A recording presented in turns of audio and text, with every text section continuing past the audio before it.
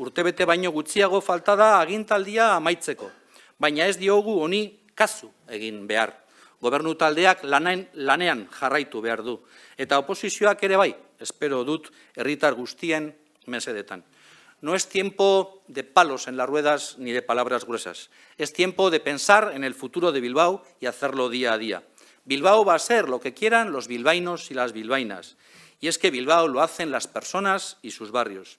Nosotros representamos sus opiniones, sus sentimientos, sus ideologías, sus necesidades, sus deseos, sus sueños. No les defraudemos. Nosotros, les aseguro, no lo vamos a hacer. Estoy convencido de que el tiempo que nos queda, el año que viene, va a ser el año de los barrios y de la ciudadanía. Ellas nos marcarán el rumbo para hacer un Bilbao mejor.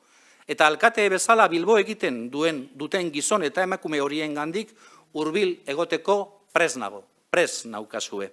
Orain arte, hiriko auzo guztiekin kezkatuta egin dudan bezalaxe.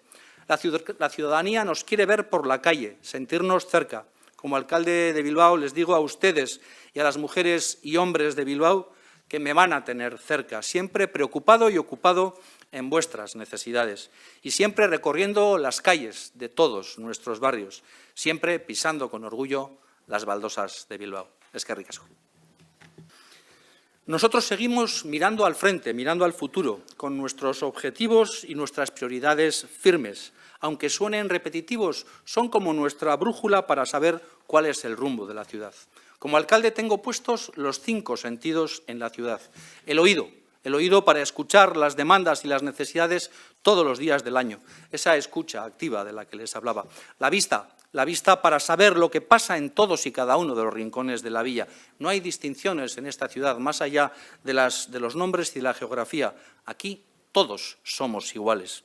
El tacto para sentir lo que pasa a cada ciudadano o ciudadana, cercanía, que nos sientan que estamos cerca, al lado, que caminamos juntos, no uno detrás de otro. El olfato para saber en cada momento por dónde se mueve la ciudad, hacia dónde evoluciona, qué problemas pueden surgir o qué oportunidades pueden surgir y adelantarnos a todo lo que vaya a suceder para poder dar una respuesta adecuada.